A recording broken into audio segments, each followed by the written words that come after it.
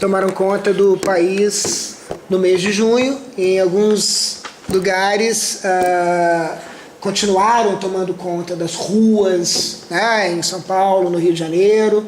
Aqui em Brasília a gente teve realmente um corte, que inclusive é interessante discutir, que aconteceu exatamente naquele dia lá do Itamaraty, já que estão falando do samba do Itamaraty, né?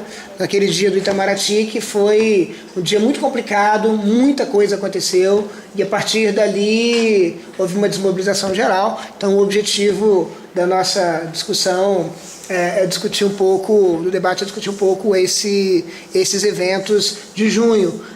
Em particular, pensando no que significa a revolução hoje, que é um tipo de tema que chama muita atenção e a qual se dedica o Rodrigo e o Rodrigo.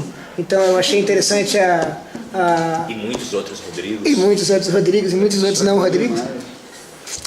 Então achei interessante aproveitar essa oportunidade para abrir essa discussão a partir, né, em particular nesse ano de 2013, foi um ano, em certo sentido, revolucionário no Brasil, em que a gente teve muitas características revolucionárias.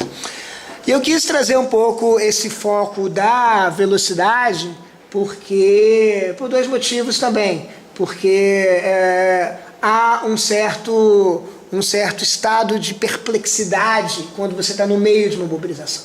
Ou seja, para onde a gente vai, para onde essa mobilização está indo, quais são as forças revolucionárias e quais são as forças contra-revolucionárias, que a gente viu elas também muito de perto, né, de várias maneiras, nessas manifestações de junho. Então, o que é revolucionário, o que é contra-revolucionário?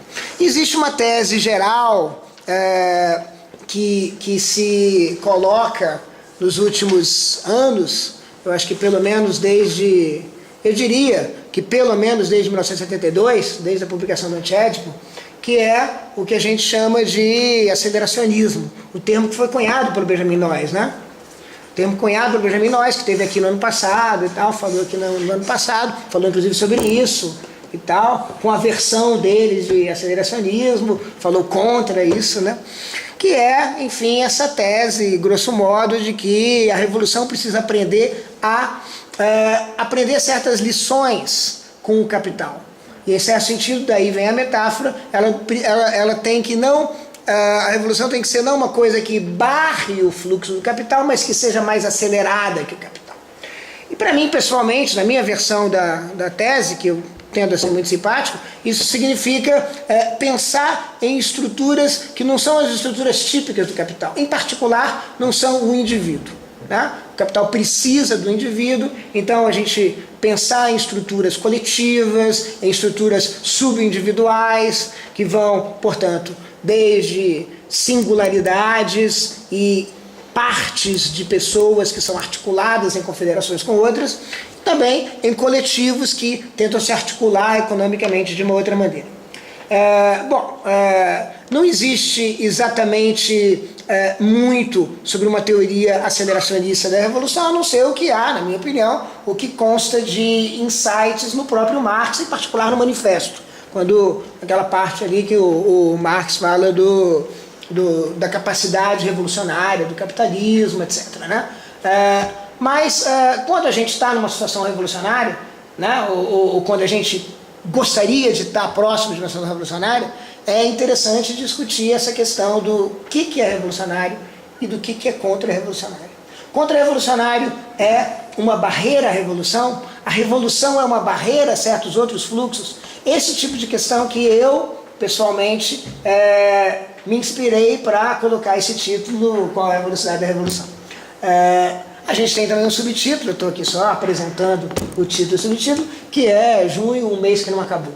Né? E essas coisas de não acabar também invocam uma certa velocidade, uma certa aceleração, que é a própria aceleração do tempo revolucionário. Né? Quando, por exemplo, a gente chega a um ponto de aceleração em que as transações sociais e econômicas entre as pessoas são muito mais rápidas do que qualquer transação comercial de capital pode dar conta. Então esse é um momento revolucionário também muito interessante, que é um momento de acelerar as mobilizações, o momento em que, se lembra, né? Aqui em Brasília a gente tinha às vezes manifestação no sábado, na segunda, na quarta, na quinta, nas últimas semanas, ali por volta de 17 a 30 de junho, a coisa foi mais ou menos assim, ou seja, isso significava uma aceleração na vida das pessoas também, né?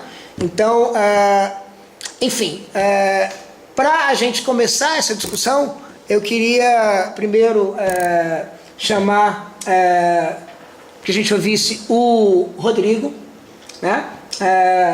Que pensa nisso já há bastante tempo, o Rodrigo Nunes. E aí, do jeito que eu pensei, a gente pode pensar assim, cada um fala, sei lá, 20 a 30 minutos, para a gente ter uma posição e depois abrir para um diálogo mais entrecortado, se vocês acham legal. Vamos fazer isso? Vamos nessa. Só não esqueça de... Já que não tem pouca gente, nós vamos amplificar isso aí, né? Ele falou sem a câmera estar virada para ele. Depois a gente bota uma trilha. Eu gostaria de sugerir que a gente pedisse para a plateia não nos aplaudir, para não interromper o nosso fluxo de raciocínio. E também o aplauso é um elogio a uma pessoa e não a ideia. Então a gente abre mão dos aplausos. Gostaria então que não houvessem aplausos.